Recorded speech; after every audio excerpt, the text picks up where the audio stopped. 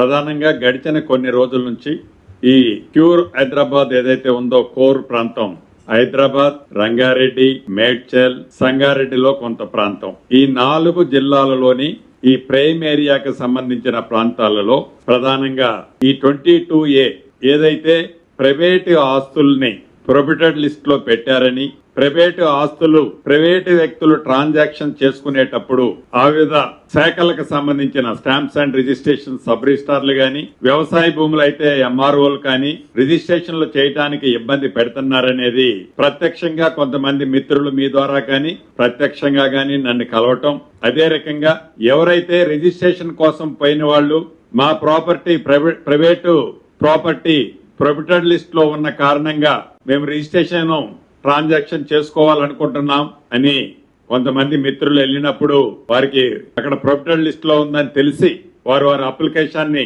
Stamps and registration కి సంబంధించిన sub registrar దగ్గరనో, MRO గారి దగ్గరనో, కలెక్టర్ గారి దగ్గరనో, కొన్ని మీ దగ్గరనో, కొన్ని నా దగ్గరనో ఇవ్వటం జరిగింది. ఈ రోజు వరకు ఏవైతే ఇందాక నేను 4 జిల్లాల్లో చెప్పానో, మేడ్చల్ జిల్లాలో అత్యధికంగా 511 అప్లికేషన్లు నిన్నటి వరకు లాస్ట్ వర్కింగ్ డే సాటర్డే వరకు రావటం జరిగింది.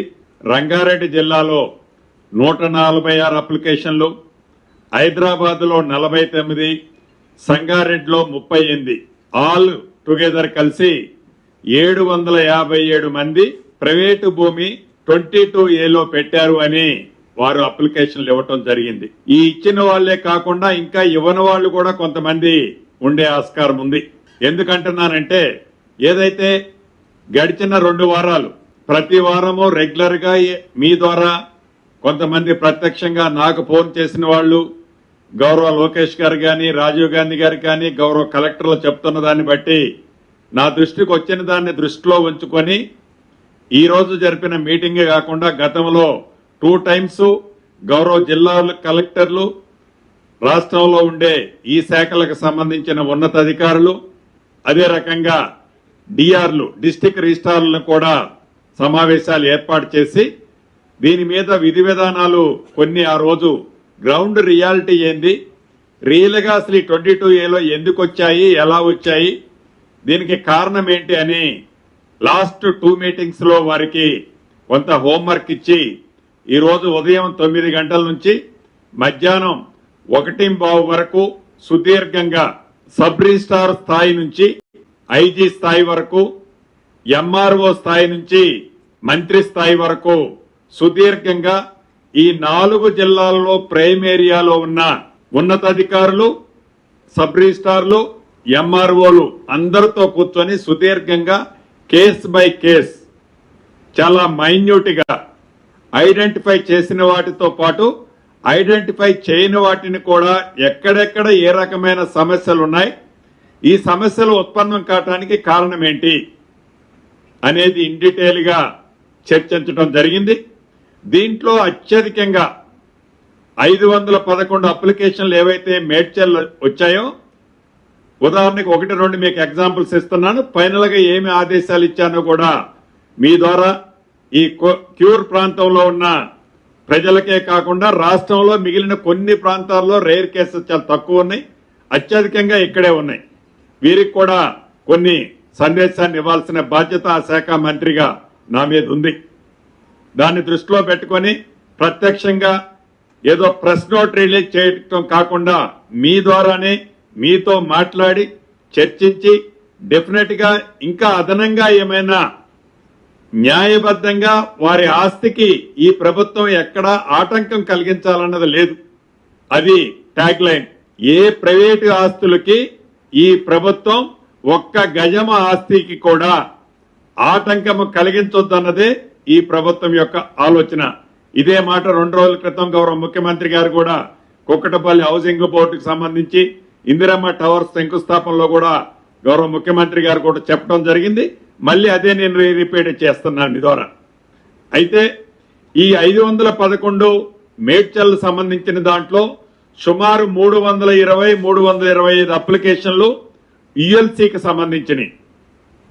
ఈ యుఎల్సీ గతంలో అది 2001, 2002 నుంచి లగాయితూ ఇప్పటి వరకు ఏవైతే యుఎల్సీలు క్లియర్ చేసినాయి న్యాయబద్ధమైనవి ఉన్నాయి దీంట్లో. ఈ 320 అప్లికేషన్లు ఏవైతే యుఎల్సీకి సంబంధించినవి వచ్చినాయో మెజారిటీ అప్లికేషన్లో రీజనబుల్ జెన్యూనే. కానీ ఇవి గతంలో యుఎల్సీ ల్యాండ్ అంటే గవర్నమెంట్ ల్యాండ్ అని ఉన్న కారణంగా ఏదైతే ఆన్లైన్ లో గతంలో ఇవన్నీ కూడా ప్రొవిటల్ లిస్ట్ లోనే ఉన్నాయి. కానీ ప్రతి దానికి ఒక ప్రొసీడింగ్, ఒక జీవోలు ఉన్నాయి. ఈ ప్రొసీడింగ్స్, జీవోస్ ఉన్న కారణంగా ఆనాడు సబ్ రిజిస్ట్రార్లు వాళ్ళన్నిటినీ కూడా ప్రైవేట్ ఆస్తులనే ట్రీట్ చేసి ట్రాన్సాక్షన్స్ జరిపారు. కానీ 2025 సెప్టెంబర్ లో ఆనరబుల్ హైకోర్టు సుమారు ఆనరబుల్ హైకోర్టులో 6,000 పైచిలకు ఈ ప్రొవిటల్ లిస్టుకు సంబంధించిన కేసులు ఆనరబుల్ హైకోర్టులో ఉన్నాయి. అనేక పర్యాయాలు ఆనాడున్న చీఫ్ సెక్రటరీ గారిని, అదే రకంగా రెవెన్యూ సెక్రటరీ గారిని అనేక పర్యాయాలు ప్రత్యక్షంగా ఈరు కూడా అటెండ్ అయ్యారు ఆనరబుల్ హైకోర్టులో.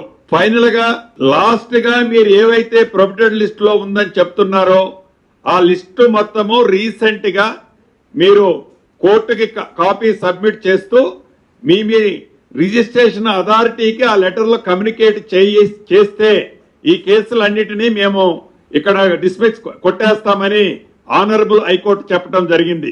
దాన్ని దృష్టిలో పెట్టుకొని 2025 ఎండ్ లో ఆల్ కలెక్టర్స్ ఇవి ప్రొహిబిటెడ్ లిస్ట్ లో ఉన్నాయని పాత కాపీని కంటిన్యూ చేసి ఇవ్వటం జరిగింది.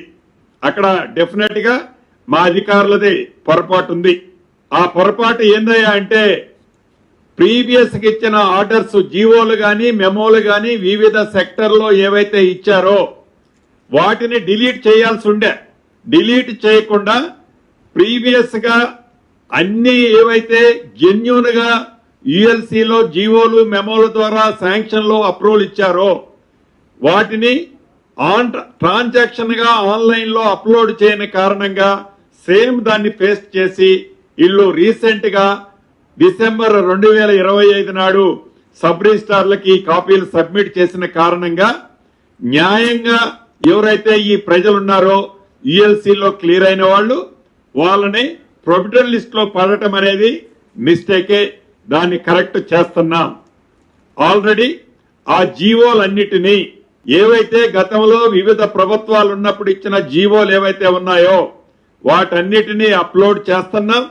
ఆ అప్లోడ్ చేసిన అన్నిటి ద్వారా ఏవైతే యుఎల్సీ ద్వారా జెన్యూన్ గా ఉన్న ప్రాపర్టీస్ అన్నిటిని కూడా with in couple of days లో ప్రొహిబిటెడ్ లిస్ట్ నుంచి తీసేయబడుద్ది.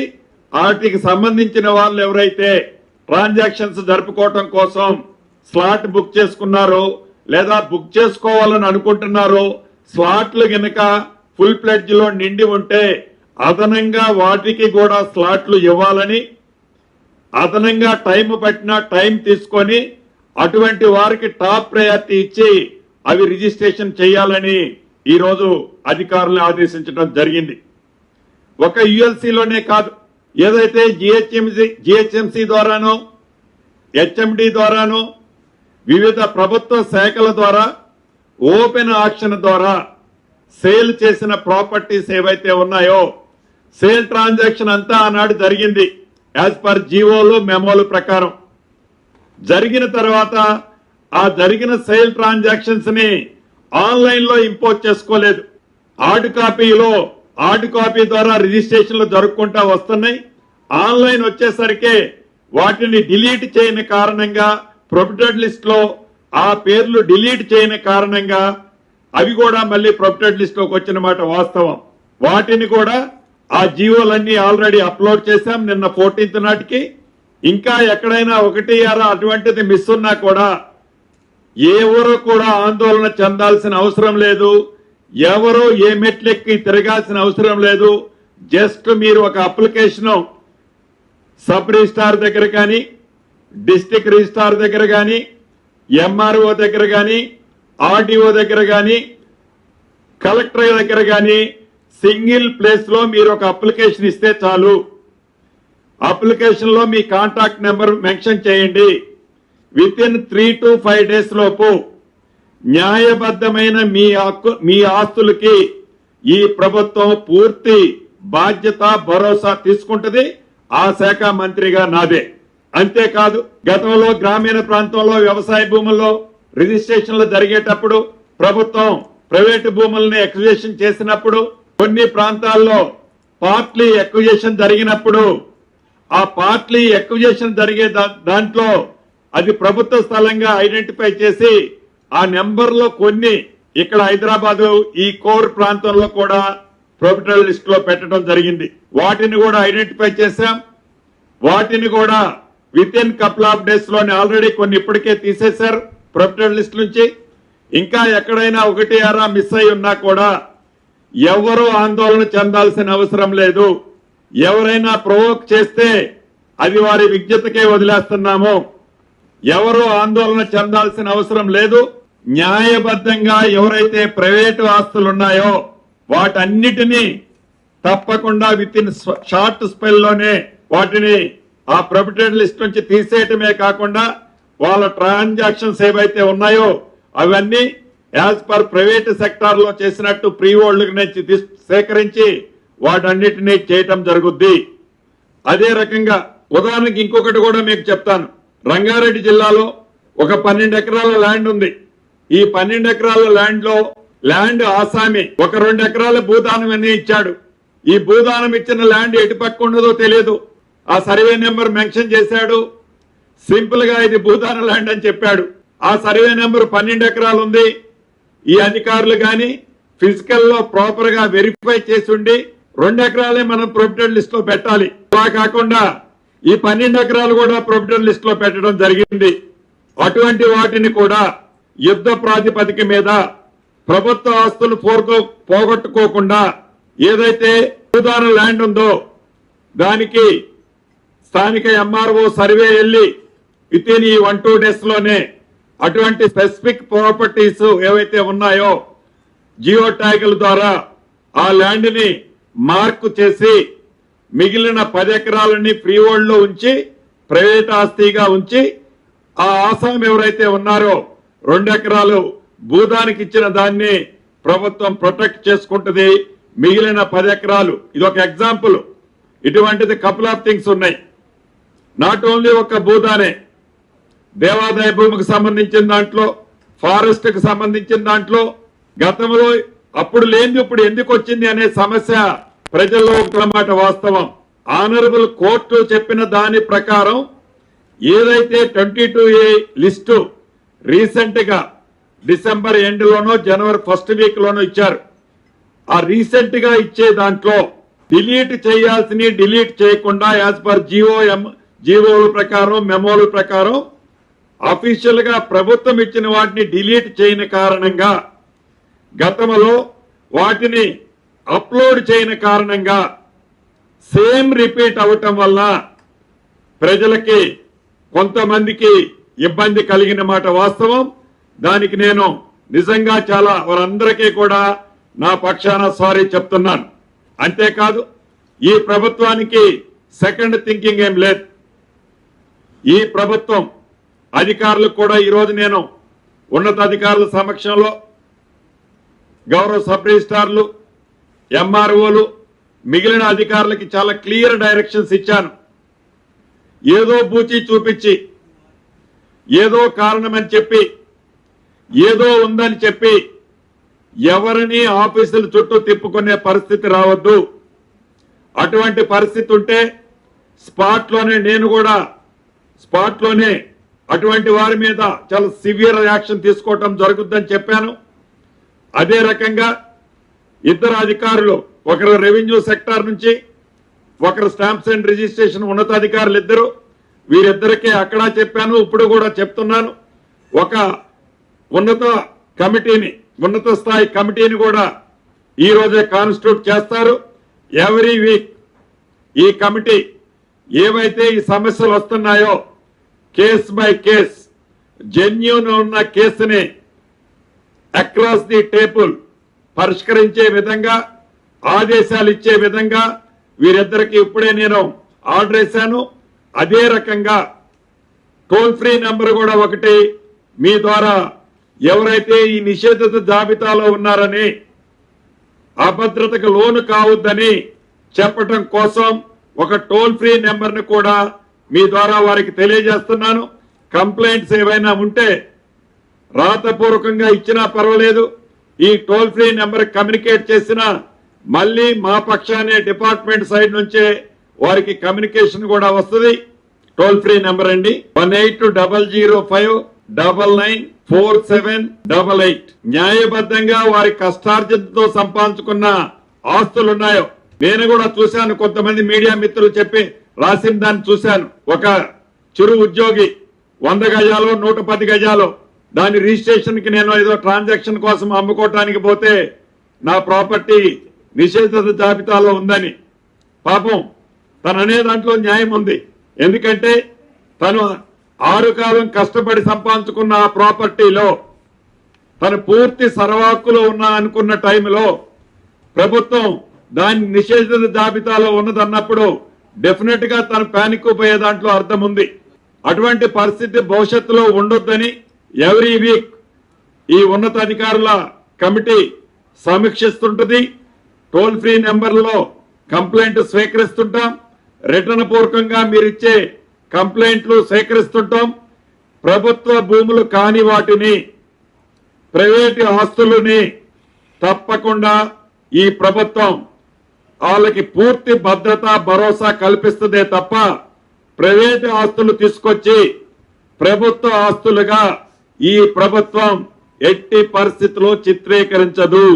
అదే రకంగా CS7, CS14 ఇవి కూడా చాలా ప్రాంతాల్లో ఉన్నాయి.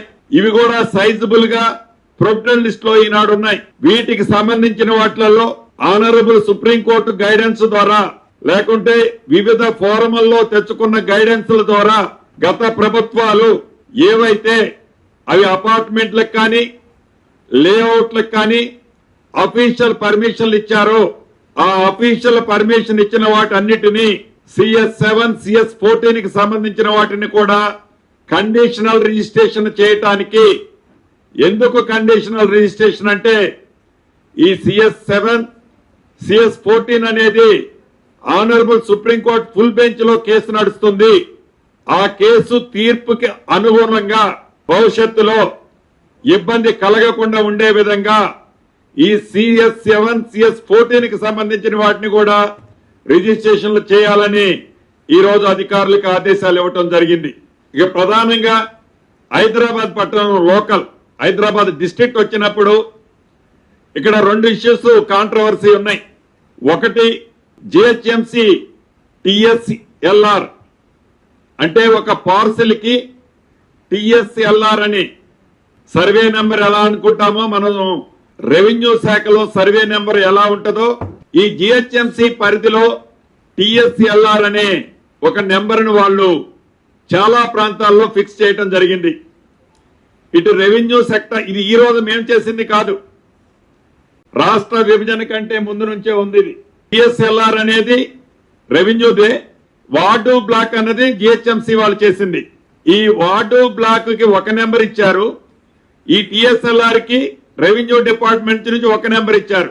ఈ 2 నెంబర్ల కాంట్రవర్సీ అన్నది ఈ రోజు మనం చేసింది కాదు. ఈ ప్రభుత్వం వచ్చిన తర్వాత రాష్ట్ర విభజన జరగక ముందు నుంచి ఇవి నడుస్తున్నాయి.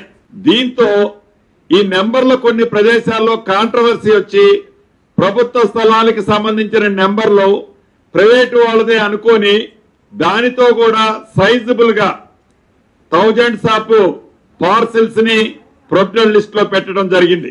ఇది ఇవాళ మనం పెట్టింది కాదు, ప్రీవియస్ గానే ఉంది. అది కానీ 2003 నుంచి ప్రొవిజనల్ లిస్ట్ లో ఉన్నాయి. కానీ ఈ ప్రతి ఒక్క పార్సిల్ కి ఒక మెమోనో ఒక జీవోనో ఇచ్చిన వాటిని క్లియర్ చేసుకుంటూ వచ్చారు ఆ 2003 నుంచి. ఈ ఇచ్చిన మెమో జీవో అప్లోడ్ చేయని కారణంగా సేమ్ ఇందాక చెప్పిన సిస్టమే ఇక్కడ కూడా అప్లోడ్ చేయని కారణంగా యాజ్ పర్ కలెక్టర్స్ వీటన్నిటిని కూడా ప్రొవిజనల్ లిస్ట్ లోకి వచ్చినాయి. నాకు తెలిసి నియర్లీ ఒక 38,000 పార్సిల్స్. వాటన్నిటిని కూడా ఈ రోజు కానీ రేపు సాయంత్రం లోపు కూడా డెఫినెట్ గా ఆ POB 22A ఏదైతే ఉందో దాన్ని రిమూవ్ చేయాలని ఆ జిల్లా అధికారులకు ఆదేశించాను. వాళ్ళు మాక్సిమం ఈ రోజు నైట్ కి అవన్నీ కూడా క్లియర్ చేయడం జరుగుతుంది.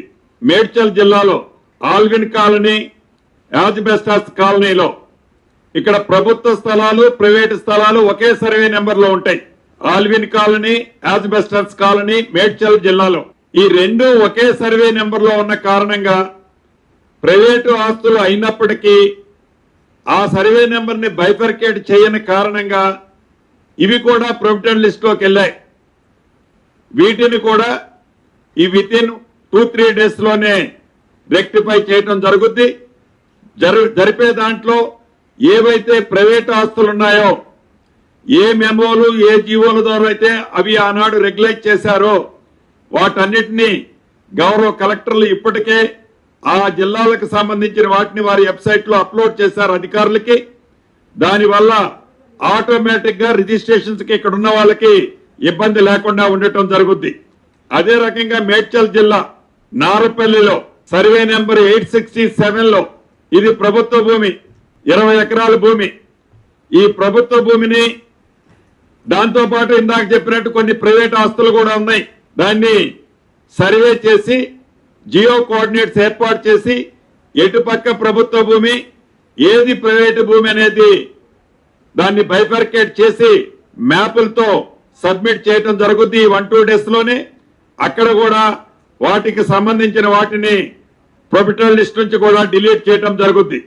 అంతేకాకుండా ఇదంతా ఒక భాగమైతే భవిష్యత్తులో ఈ వీక్ నుంచి మొదలెట్టి జిల్లాల వారీగా ఎక్స్క్లూజివ్లీ ఏవైతే ఈ రెవెన్యూకి సంబంధించిన అంశాలు ఉన్నాయో ఫస్ట్ ఈ 4 జిల్లాలకు సంబంధించి హైదరాబాద్ లోనే జిల్లాల వారీగా ఎంఆర్ఓ స్థాయి నుంచి అప్ టు ప్రిన్సిపల్ సెక్రటరీ వరకు, స్టాంప్స్ అండ్ రిజిస్ట్రేషన్ రిజిస్ట్రార్ స్థాయి నుంచి ఐజీ వరకు నేను కూడా డిస్ట్రిక్ట్ వైడ్ గా మళ్ళీ నెక్స్ట్ వీక్ ఈ వీక్ ఎండింగ్ లోపు మళ్ళీ కూర్చుంటున్నాను. ప్రజలకు నేను చెప్పదలుచుకున్నది ఒకటే, ప్రభుత్వంలో ఏవైతే ఈ జరిగినాయని ఉన్నాయో అవి అప్లోడ్ చేయని కారణంగా కొంతమందికి ఇబ్బంది కలిగిన మాట వాస్తవం. మళ్ళీ నేను దాని గురించి చింతిస్తున్నాను. చింతించడమే కాకుండా వాటిని 100% ప్రభుత్వ పక్షాన రెగ్యులేషన్ చేస్తాము. అదే విధంగా ప్రైవేటు ఆస్తుల్ని కాపాడేది ఎంత ఇంపార్టెంటో, వాళ్ళకి ఎంత ప్రొటెక్షన్ చేయాల్సిన ఇంపార్టెన్స్ ఉందో అదే పద్ధతిలో ప్రభుత్వ స్థలాలను కూడా కాపాడే దాంట్లో ప్రభుత్వం 360 డిగ్రీస్ లో వెట్టింగ్ చేసి ప్రజలకు ఇబ్బంది లేకుండా ఉండే విధంగా ఈ ప్రొవిడెంట్ లిస్ట్ లో జరిగిన వాటిని అడ్వాంటేజ్ తీసుకొని గవర్నమెంట్ ఆస్తుల కోసం ఎవరైనా ప్రయత్నం చేస్తే అటువంటిది చేయలేమని కూడా ఈ వేదిక ద్వారా అటువంటి మిత్రులకి మరొక్కసారి తెలియజేసుకుంటూ ఈ 4 జిల్లాలతో పాటు రాష్ట్రంలోని మిగతా జిల్లాలకు కూడా ఎక్కడైతే పరిస్థితి ఉందో అటువంటిది ఇందాక టోల్ ఫ్రీ నెంబర్ అందరికీ వర్తించుద్ది, దాన్ని కమ్యూనికేట్ చేయాలని మీడియా మిత్రుల ద్వారా తెలుపుతూ, మీడియా మిత్రులు కూడా నేను హంబుల్ రిక్వెస్ట్ చేస్తున్నా, మీ దృష్టికి ఏదన్నా చిన్న అంశం వచ్చినా నా నెంబర్ మీ అందరి దగ్గర ఉంది, తప్పకుండా నాకు కూడా కమ్యూనికేట్ చేయండి. ఇదేదో నాకు సంబంధించింది కాదనో, ఇదేదో జరిగిపోవాలనో, ఇతరత్రో ఈ ప్రభుత్వానికి అటువంటి ఆలోచన ఉండదు.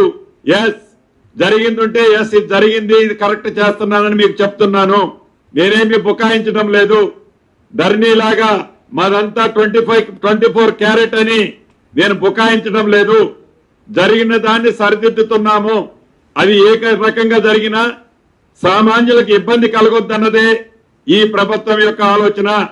ఇబ్బంది కలిగించము. కాబట్టి రిజిస్ట్రేషన్లో అర్జెంట్ ఉన్న వాళ్ళు ఎవరైనా ఉన్నా ఎమ్మటే మీరొక్క రొటీన్ గా అయ్యేది మొత్తం అవుతుంది. అర్జెంటుగా ఉన్న వాళ్ళు ఉంటే టాప్ ప్రయారిటీలో వాళ్ళ జెన్యూనిటీని జస్ట్ వెట్ చేసేసి ఎమ్మటే క్లియర్ చేయడం జరుగుద్దని మీ ద్వారా ముఖ్యంగా హైదరాబాద్ పరిసర ప్రాంతాల్లో హైదరాబాద్ లో ఉన్న కుటుంబ సభ్యులందరికీ తెలుపుతూ, అధికారులు చేసినా ఇంకొకళ్ళు చేసినా అంటే మంత్రిగా నాకు ఈ ఫైల్స్ అన్ని రావు, వచ్చినా రాపోయినా ఈ డిపార్ట్మెంట్ హెడ్ ని నేను ఆన్సర్ చేయాల్సింది నేనేం తప్పుకొని పోను, నాకు సంబంధం లేదనను.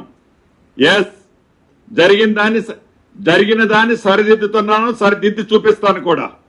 అంటే వీటికి సంబంధించిన దాంట్లో భవిష్యత్తులోకి ఇటువంటి జరిగింది, ఇంత ఎక్స్పీరియన్స్ వచ్చిన తర్వాత భవిష్యత్తులో ఎటువంటిది ఉండదు, చాలా క్లారిటీగా చేసి పెడతాం. సో అది జూబ్లీహిల్స్ కి సంబంధించిన సబ్జెక్టులో 356 357 ప్లాట్లు అంతకు ముందు జూబ్లీహిల్స్ సొసైటీలో కాకుండా ప్రభుత్వం అకౌంట్ లో వస్తుండే.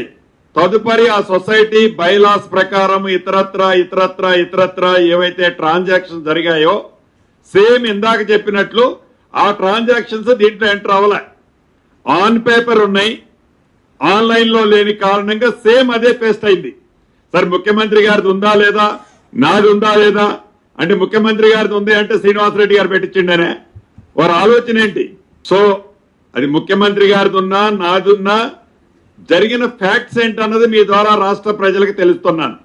ఎవరైతే రిజిస్ట్రేషన్స్ కి ఇబ్బంది కలుగుతున్నది అనేది టాప్ ప్రయారిటీ పెట్టుకుని వాటిని క్లియర్ చేస్తున్నాం. ఈ 1-2 డేస్ లోనే కొన్ని అయినాయి, కొన్ని అవుతున్నాయి. ఇలా ఆల్రెడీ కొన్ని రిజిస్ట్రేషన్లు జరుగుతున్నాయి. అదే రకంగా వీటితో పాటు సైమల్టేనియస్ గా ఆ నెంబర్ లో వాటిలో జరిగిన వాటిని సేమ్ ప్రాక్టీస్ ఎక్కడైతే జరిగిందో అవన్నీ కూడా జీవోలు ఓపెన్ చేశాం. ఆ జీవోల ద్వారా అన్నిటిని కూడా క్యాల్కులేట్ చేస్తే టోటల్ ఏది ఉంది ఏది లేదన్నది కపుల్ ఆఫ్ డేస్ లో ఐ విల్ టెల్ యూ. మళ్ళీ నెక్స్ట్ దాంట్లో నేను ఐ విల్ టెల్ యూ. అంటే డెఫినెట్ గా ఫీజు కడితేనే స్లాట్ బుక్ అయితే ఏదైతే ఆన్లైన్ లో ఇది డిస్ప్లే అవుతుంది. ఇంత ముందేముందేదంటే నాలాయన ల్యాండ్ ఓన్లీ సబ్ రిజిస్ట్రార్ దగ్గర ఉండేది, అగ్రికల్చర్ ల్యాండ్ ఎంఆర్ఓ దగ్గర ఉండేది. ఎంఆర్ఓ దగ్గర ప్రొఫిటబుల్ లిస్ట్ లో ఉంటే ఇతనికి తెలిసేది కాదు, అతని ప్రొఫిటబుల్ లిస్ట్ లో ఉంటే ఇతనికి తెలిసేది కాదు. ఈ రెండు కూడా సింగిల్ పేజీకి తీసుకొచ్చాం. ఇక్కడ రిజిస్ట్రేషన్ జరిగినా అక్కడ రిజిస్ట్రేషన్ జరిగినా జెన్యూనిటీ ఏంటన్నది వాళ్ళకి స్క్రీన్ మీద కనపడుతుంది. సో అదే రకంగా ఏది ప్రొఫిటబుల్ లిస్ట్ లో ఉందో ఎవరైతే పబ్లిక్ ఉన్నారో ఆ పబ్లిక్ వాళ్ళు ఏది రిజిస్ట్రేషన్ పోయే వాళ్ళు కూడా కనిపిస్తుంటది. జస్ట్ ఇందాక నేను చెప్పిన నాకు రిసీవ్ అయిన అప్లికేషన్లు నాకు అంటే అధికారులకి ఇంకా రిసీవ్ కానీ కూడా కొన్ని ఉంటాయి, డెఫినెట్ గా ఉన్నాయి, లేవని నేను అనను. వాటన్నిటిని కూడా నాకు ఇవ్వలేదు అప్లికేషన్ అని చేయకుండా ఉన్నాం. అప్లికేషన్ ఇచ్చినా ఇవ్వకుండా ఉన్నా అప్లికేషన్ ఇచ్చేది ఇమీడియట్లీ మాకు అలర్ట్ చేయడం కోసం. నార్మల్ కేసులో ప్రతి కేసుని ఇప్పుడు ఉన్న ఎక్స్పీరియన్స్ ని దృష్టిలో పెట్టుకొని ప్రతి కేసుని అన్నిటినీ రిజాల్వ్ చేసే కార్యక్రమానికి శ్రీకారం చుట్టాం. గవర్నమెంట్ ల్యాండ్ అయితే రిజెక్ట్ చేయకుండా ఎట్లుంటాము, అది రిజిస్ట్రేషన్ చేయలేను కదా. ఎవరికి మీ ద్వారా మీకు కూడా నేను రిక్వెస్ట్ చేసి చెప్పేది మీడియా మిత్రులకు కూడా మీ ద్వారా రాష్ట్ర ప్రజలకి మీకు చెప్పే సందేశం ఒక్కటే, ప్రైవేటు ఆస్తులు ఒక్క గజం కూడా ఎవరు ఫోర్గో కావాల్సిన అవసరం లేదు. అదే రకంగా ప్రభుత్వ ఆస్తులు కూడా మీరు ఆశించొద్దు. ఎవరైనా ఇది అటు అది ఇటు అని అంటే కేస్ బై కేస్ ఇది నేను రిజాల్వ్ చేసిన తర్వాత మీరు ఇవ్వండి. ఇది ఎందుకు ప్రొఫిటబుల్ లిస్ట్ లో పెట్టినో నేను ఆన్సర్ ఇస్తా, నా అధికారులు ఆన్సర్ ఇస్తారు. ఇది రిజాల్వ్ అయిన తర్వాత జస్ట్ అన్ని చేయడానికి మాక్సిమం మంత్ ఎండింగ్ పట్టుద్దా, outer limit month ending target పెట్టుకున్నాం. రిజిస్ట్రేషన్ ఆఫీస్ వెబ్సైట్ లో మీరు సర్వే నెంబర్ కొట్టి ఆ బై నెంబర్ కొడితే ఉందా లేదా అని మీకు అర్థమవుతుంది. ఆఫీస్ కూడా వెళ్ళక్కర్లా మీరు. నాన్ అగ్రికల్చర్ అయితే ఐజీఆర్ఎస్, అగ్రికల్చర్ అయితే భూభారతి. ఎయిర్పోర్ట్ అది గవర్నమెంట్ ఎక్విజిషన్ చేసిన ల్యాండ్. సో మెనీ జీవోల్స్ ద్వారా ఎయిర్పోర్ట్ ల్యాండ్ ని జిఎంఆర్ కి లీజ్ కి ఇచ్చింది, ఎయిర్పోర్ట్ కన్స్ట్రక్షన్ చేశారు. సో ఈ జీవోల్ అనేది ఆన్ పేపర్ ట్రాన్సాక్షన్స్ జరిగినాయి. ఇది అప్లోడ్ ఆనాడు అప్లోడ్ వాళ్ళు దాంట్లో చేయలే, సాఫ్ట్వేర్ లో అప్లోడ్ చేయలే. చేయని కారణంగా ఆటోమేటిక్ ఇదేంటి గవర్నమెంట్ స్థలం అనేది ఎక్విజిషన్ చేసినప్పుడు గవర్నమెంట్ స్థలం అని పెట్టాడు. గవర్నమెంట్ స్థలం అంటుందని ఆటోమేటిక్ ప్రొఫిటబుల్ లిస్ట్ లో ఉంది. గందరగోళం ఏమి లేదు, చాలా జరిగిన దాన్ని సరిదిద్దుతున్నాం. దీంట్లో ఏ రకమైన గందరగోళం లేదు. ఎవరు ఆస్తి ఒక్క గజం కూడా పోరుగా అయ్యేది లేదన్నా. ఒక జీవో ఈటంతోనే ఒక మెమో ఈటంతోనే నేను ఇచ్చిన గత ప్రభుత్వాలు ఇచ్చిన 40 ఇప్పుడు ఇందా చెప్పేది 30-40 సంవత్సరాల కేసులే ఉన్నాయి. దీంట్లో అన్ని 90% అయ్యే ఉన్నాయి. ఈ 90% ఆ జీవో ఇయటంతో వీళ్ళు అప్లోడ్ ఆ రోజే ఆన్లైన్ చేసి ఉంటే పోయేది. సో అప్లోడ్ చేయని కారణంగా వీళ్ళు కంటిన్యూషన్ ఈ కోర్టు ఒత్తిడి ఉంది ఇది అందని ఏదో చెప్తుంటారు వీళ్ళు. కొన్ని అంటే గజం ఉన్నా 100 గజాలున్నా 100 ఎకరాలున్నా ఆ సర్వే నెంబర్ అనేది కొన్ని వేళ్లలో ఉంటాయి ఈ నెంబర్లు.